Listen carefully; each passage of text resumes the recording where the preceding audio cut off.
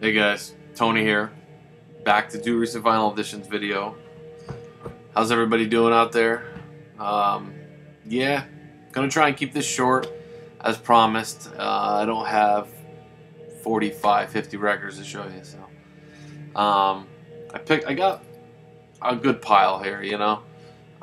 There's definitely more I could show, but like I said, I want to try and keep these short, or shorter, I should say. I'm gonna do my best. Been busy, you know. I'd like to be on here more.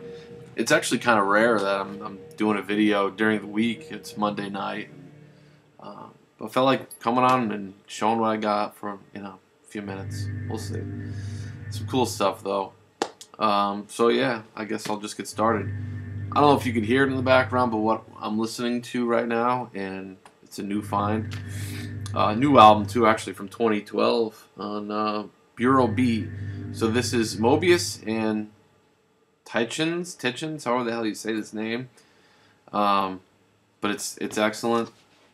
I guess that's just the name of the album. Mobius, of course, from Cluster fame. But yeah, fantastic, electronic, abstract, experimental, just really good stuff. I guess the other guy, Tietjens, however you say his name,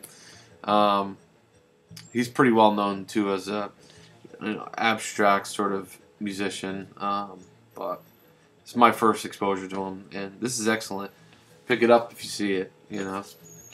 A couple of these I've had for a while and just getting around to showing you now, and this is one of them. Been listening to this for a little while now, and I think it's fantastic. Fans of this band, like, I'm still fairly new to them. I don't know how they feel about this album. Their most recent album is definitely better, but this is still excellent. Swans. So their album from 2000, maybe 2011, around there. I'm not sure about, maybe 2010. I don't know. Around there. My father will guide me up a rope to the sky. Excellent. I love this band. Just the energy, the sort of vibe of everything this guy does, and love it. So, would love to get more. Got to check out more in general. But yeah, great stuff. Swans. There's a new reissue. Thank God they're reissuing this guy's work because it's fantastic.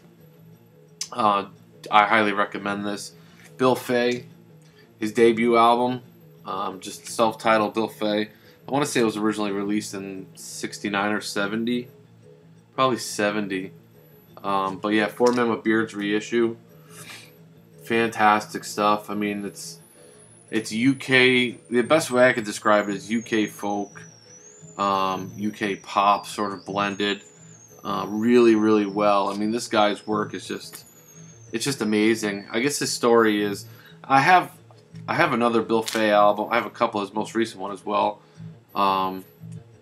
His career was really short. I mean, he only put out a few albums, and then he sort of dropped out of the music biz. And his albums are really collectible, and you just never see them, or they're super expensive. And so it's a great thing they're reissuing. But he's gotten a lot more sort of, props, more cred, I guess, in these past few years, and well deserved. Do check this out. His second album is going to be reissued as well, and really looking forward to that. So, Bill Fay, killer stuff. This is an oddity of sorts for sure. I've had this one for a little while too, and just showing you. Not the kind of thing I could really listen to much at all. I mean, trying to think of a situation in which I would put this on, it's like, I don't know if there are any, but it's still sort of an interesting thing. And the artist who did this, I really like, so it's just one of those things. I bought this, it was still sealed. And, I mean, the price was good, so yeah, I passed on it a bunch of times. It sat there, so I said, what the hell, I'll just grab it. I knew what it was, but it's Joseph Byrd. So Joseph Byrd of the United States of America, the sort of 60s experimental pop group, I guess you could call them, psychedelic experimental. And Joseph Byrd and the Field Hippies. So this is his album from, oh God, 76. Yeah, it's really, but it's Yankee Transcendental. Yankee Transcendental. I love the album cover.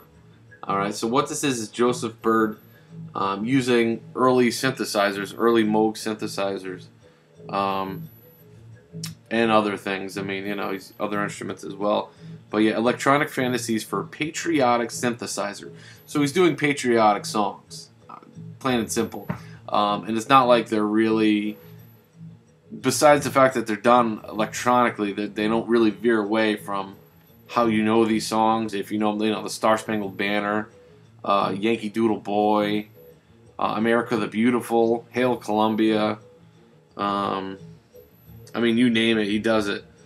And yeah, so it's like, do I play this around the 4th of July? And yeah, it was still sealed, and it's a promo copy. And there's the back, and it is on which I thought was pretty cool, Tacoma Records. So John Fahey's label, really. So yeah, what the hell? Like, again, I don't know when I'll play it, but it's still a pretty cool piece. And I actually have something else on the way from Joseph Byrd. So really looking forward to that. It's something I've been after for a while. So yeah, cool stuff, I guess. Picked this up the other day, and been meaning to pick it up for a while. This band, I swear, they do no wrong, at least not that I've heard. This is still pretty good. The Krautrock Band, and of course they're around, and they're one of the biggest krautrock names, and they're still making albums. They're still making some pretty damn good music. Faust, Something Dirty. So this is from like a couple years ago, 2011. Also on Bureau B. They're just a good label for a lot of electronic sort of weird stuff, but yeah, Faust, Something Dirty. I know Faust is like technically 2 different bands now, but this is the only one that of the more recent stuff that I've heard, like this version. I have another album, and it's also excellent. So don't hesitate to pick this up. It's Something Dirty is probably a good title because it's kind of, I don't want to say dirty rock and roll, but it's Faust sort of doing that sort of thing at times.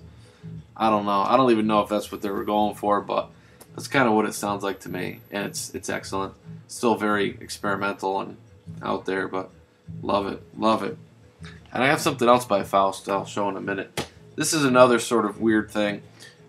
They put this on in the record store, and I've sort of over the past like couple of years, sort of developed an ear for free jazz, really squealing, avant-garde, saxophone playing. I mean, and this pushes that to the limit, to my limit, I should say. I don't know how exactly I feel about this yet, but it's interesting. So, from what I understand, these guys I don't know if they started out as a black metal band, or if they've always done this, but this is sort of them doing a free jazz record. It's like a black metal group who, picked up some albums by, Brotzman and got really into that sort of stuff. And the drumming is still very like heavy metal drumming, double, kick drum, free jazz drumming, really in your face, and just saxophones just squealing, squawking, just crazy stuff. But Ederic, the band's called Ederic, if I'm saying that right. I guess they're a San Francisco based group. And again, I don't know much about them. I don't know if this is what they've always done, but the name of the album is Feeders of Ravens. And all the track titles are like, it's like black metal titles. I'm sure some of you, River, Cool Ranch Dressing, you probably have at least heard of these guys. You Will Taste the Teeth in Our Mouths is the name of the songs.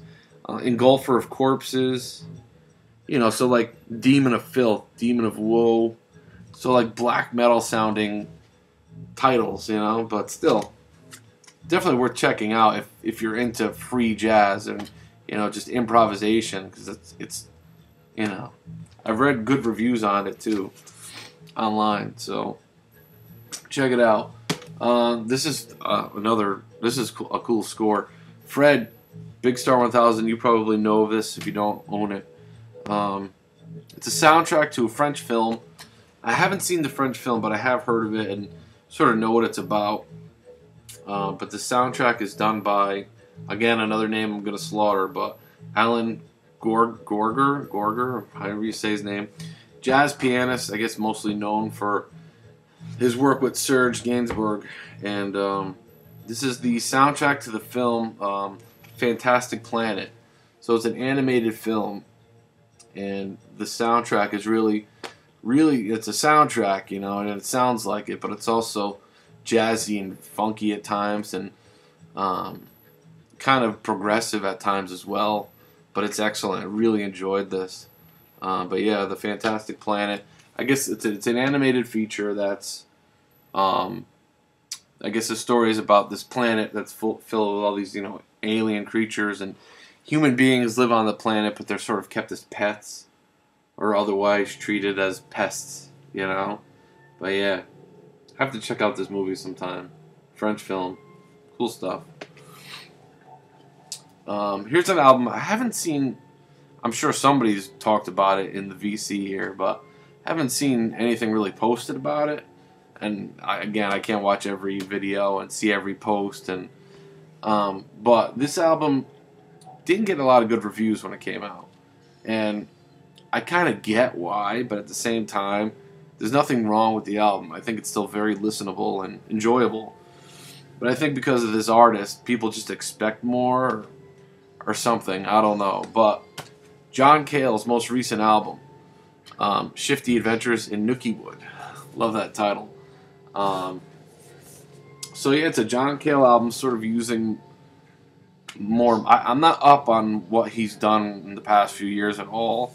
So, but to me, it just sounds like John Cale using more modern studio techniques, and again, it's not a bad album. Again, an enjoyable listen.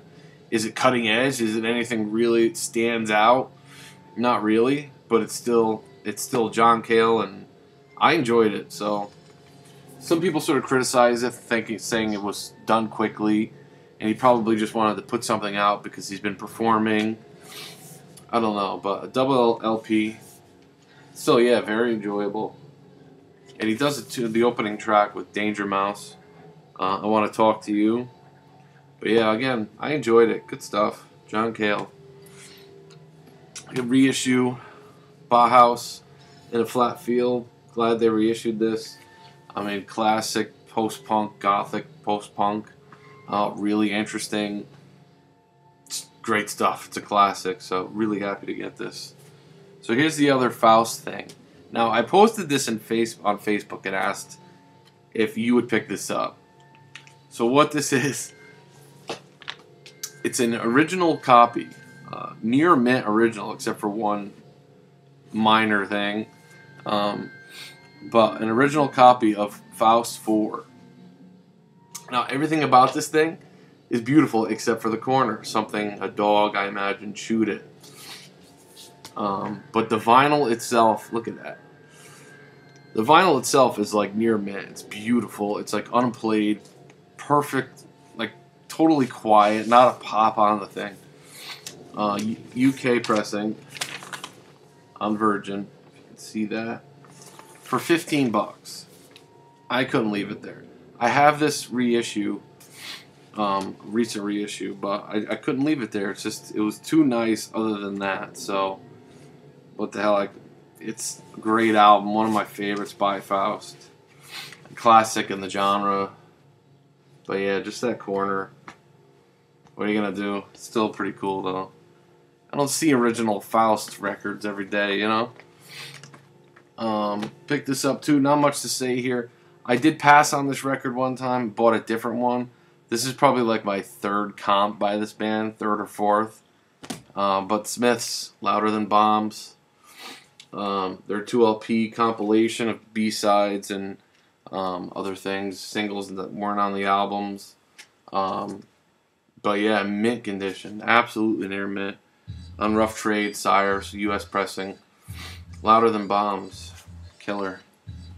Another reissue, krautrock record again. You know, this band's first album seems to get all the credit, and I was never really huge on it. I don't know why. Well, I know why. It's sort of parts of it are really, really good, and then other parts of it I just want to just break the record.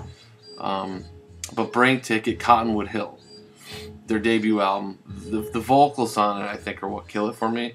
I should revisit it. It's been a while, but this album I think is a lot better, and it's known that this is toned down, much more listenable, accessible, but still it's very progressive and psychedelic.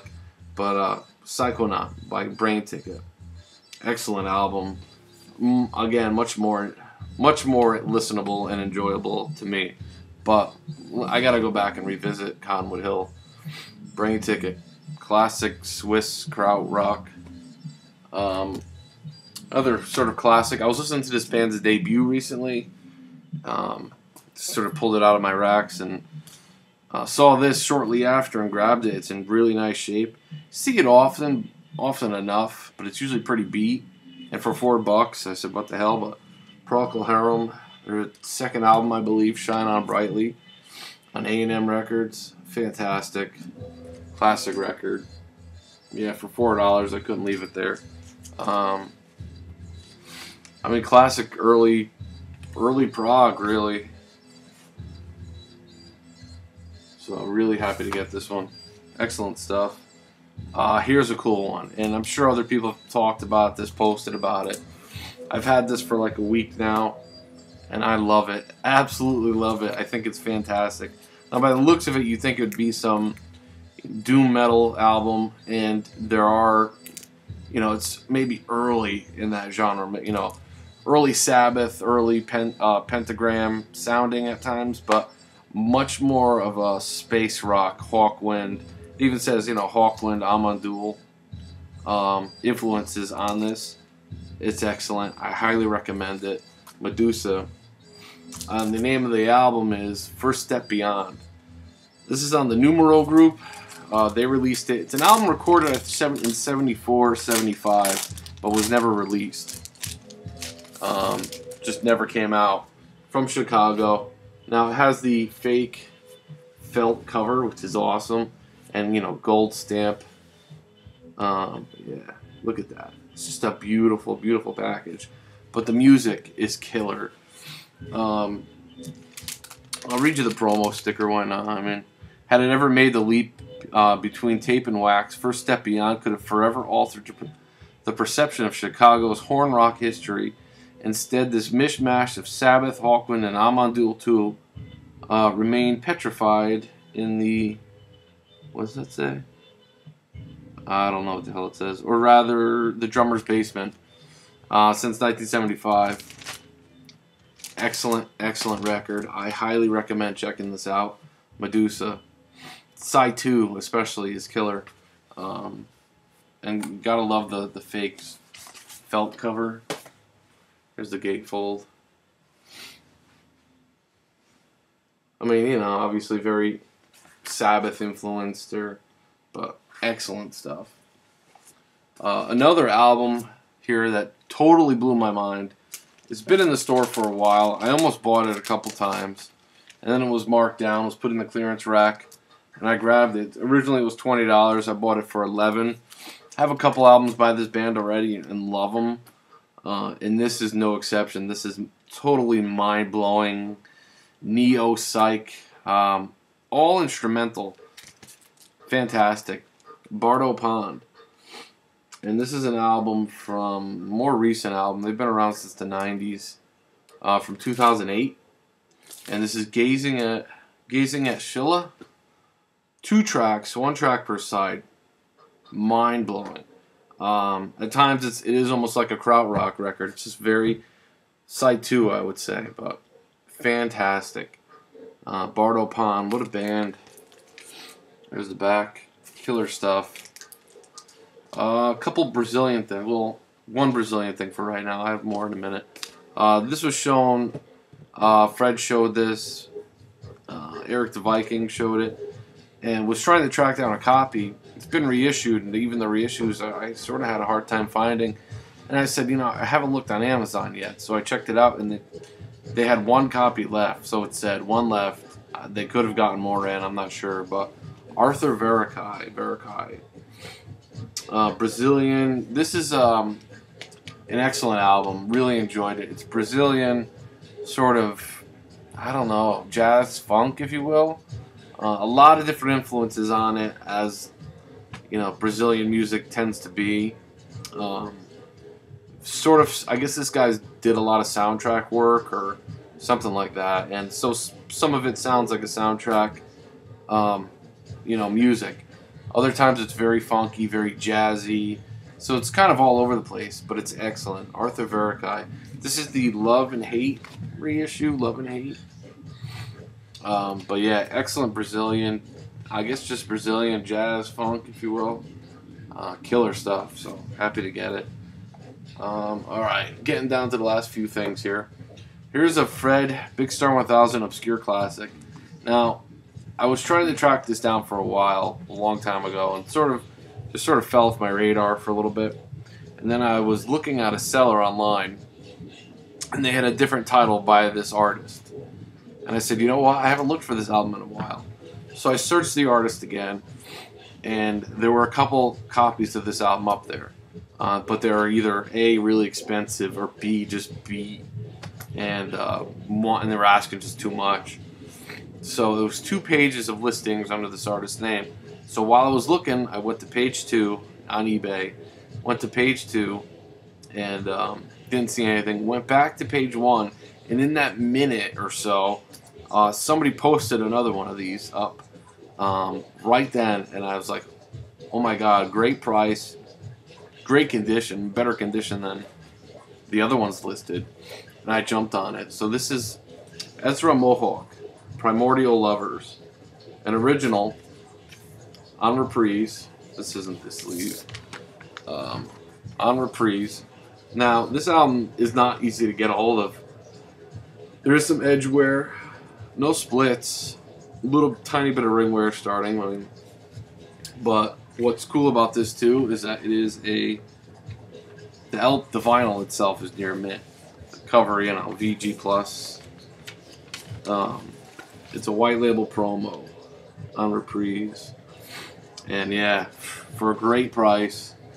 And couldn't believe it. Right at that time, just somebody posted it. Just right place, right time. Now this album is it's an obscure classic, as Fred puts it. Nobody bought this album when it came out in 1969. Ezra Mohawk is her real name is Sandy Horowitz, I believe, and she was actually discovered, I want to say, by Frank Zappa, and he actually asked her to join the Mothers of Invention, which she did for a really short time. And then she went to New York, left LA, went to New York, and was performing, and was seen playing in a club, I think by, I want to say Mo Austin of Warner Brothers, and he signed her, and this is the album that she put out. Now, when this came out, I thought it was funny. Rolling Stone actually ranked this in the top 25 albums of all time, best 25 albums of all time, but it didn't sell. It just didn't catch on. It's kind of easy to see why. It's very singer-songwriter, like from the 70s singer-songwriter. The lyrics are all about like sort of talking to addressing your lover, if you will, in all aspects of a relationship. And some of the lyrics are just downright perverted, but still it's an excellent album and really fantastic. I Am the Breeze, the opening track, is killer. Spiral as well. But for the most part, it's singer-songwriter, very much in the vein of Laura Nyro. But there are a lot of other things going on as well, Ezra Mohawk, Primordial Lovers, is fantastic. So really happy to get it. And got to thank Fred, because I had no clue about this album until he made his video. Watch his video. He definitely talks about this better than I just did. So, what do we got here? Last few things. All right. A couple things I already had, but better condition. This one is in much better condition than the copy that I had, and was on the hunt for another one. This was in the store. It was marked at one price, which I wasn't going to pay, and then it got marked down, and I jumped on it. John Coltrane's Cool Lucy Mama. Fantastic record. My other copy's right there. It's not in bad shape, just, this one's in much better condition.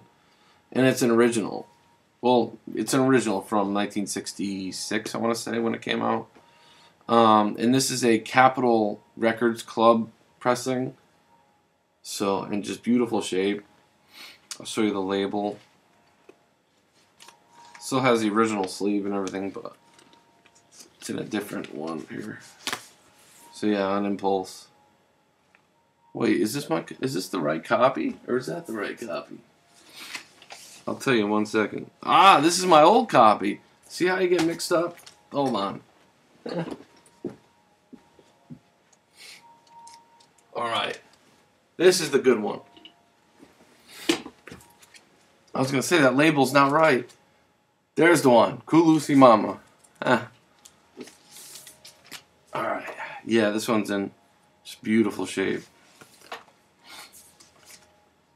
Yeah, it's a Capitol Records Club pressing from that same year. So there you go. On Impulse. Beautiful copy and just an amazing record. Pharoah Sanders obviously had a lot to do with this record. It would seem it's very spiritual, jazz, but just fantastic. And really happy to get a nice clean copy of it. And one other thing here that, again, I already had, but could not leave this at the store. Killer album. Miles Davis Agartha, U.S. pressing. Now I have the Four Men with Beards reissue, but this is a promo copy. Ringwear, but the vinyl is beautiful. And it's a white label promo. Was not going to leave this there. Show you the label. So yeah, Columbia promo copy, monster record. Yeah, to me there's Agartha and Pangea, both from the same date, 2 different sets. This is the first set, and this one just smokes. My understanding is that when he played the second set, he wasn't feeling so good. I mean, these guys were partying like animals, and he wasn't feeling as good. So, but still, Pangea is also monster. And yeah, promo copy of Agartha. Really happy to get that. Almost done here. All right. Couple grails, Brazilian grails. Was really ecstatic to get these. Gilberto Gil, his debut album. How the hell you say that? Luvacao, however you say that. His debut, Brazilian pressing. Now, this is in beautiful shape. The record's there's some noise. I mean, what do you expect from this sort of thing? Original Brazilian pressing on Philips. Video's taken much longer than I anticipated on Philips. I mean, it's in really nice shape, but there is a bit of noise. Nothing overwhelming or anything like that, but still. The cover too. I mean, the cover is essentially paper, so it's kind of amazing that this is in the condition that it's in. Originally released in 1967, and this is, I mean, here's the cover. It's paper, and it just opens up like that. I mean, still, this is much more bossa nova, much more toned down. Still with a lot more things going on, like a lot of touches of color, like there's strings on it and things, and it's an interesting listen. See where he sort of started, but fantastic. So happy to get this. And this is the major one here. This is the one I was really after, and it wasn't cheap, but I had to have it. It's just one of those things. Widely considered to be his masterpiece. Monster record. Gilberto Gil, Espresso 222. Yeah, 2222. On Philips original Brazilian press. In near mint shape. There's no noise on this one. And I'm just ecstatic. Fantastic package. Now, if you've never seen this, I know Eric the Viking showed his copy. So if you didn't see that, I'll show you mine. Here's the record, again on Philips.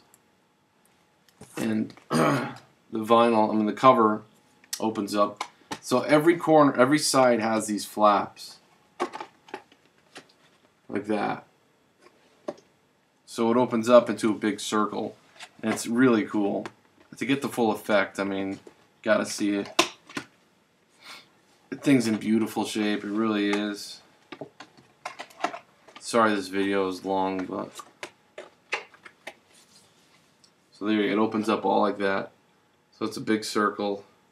222 up there, 2222. And then even the back cover also has the flap, so it all opens up. Such a cool package. The vinyl goes in here, but I'm not going to put it in there. And yeah, and there's the back. Fantastic record. Not considered Tropicalia, but it still is in that vein. This is his first album back in Brazil after his exile to the UK. In the UK, which was lasted about 2 years. I want to say this is 1970. I don't know, 72, 71, around there. It's a very sort of upbeat, album. Like, he's very happy.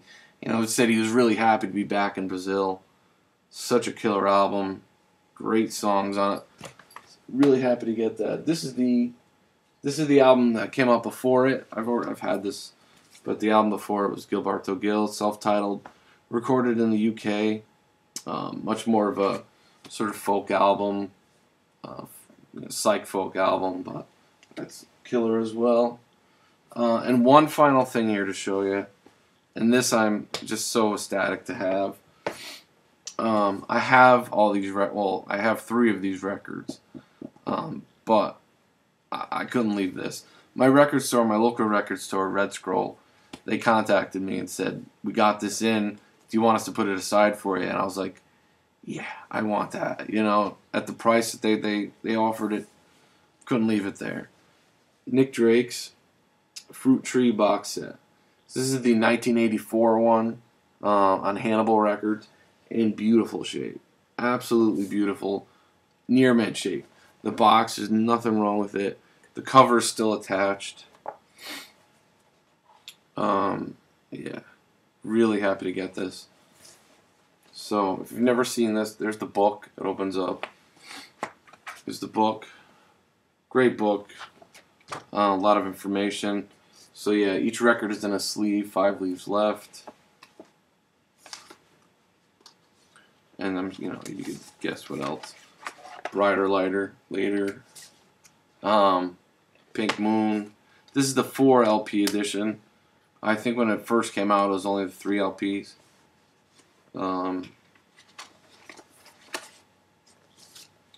Pink Moon and Time of No Reply. So yeah, 4 LPs. All beautiful, all clean, just really, really nice. Really happy to get this thing, man. So I don't know what I'm going to do with the other copies I have. 2 of them are the, Music on Vinyl editions. One of them is an unofficial. But yeah, I don't know if I'm going to keep those or sell them. I don't know. Those are my finds, guys. Sorry this is long and rambling, and as usual, tried to keep it shorter. Leave me comments. Thanks for watching. See you soon.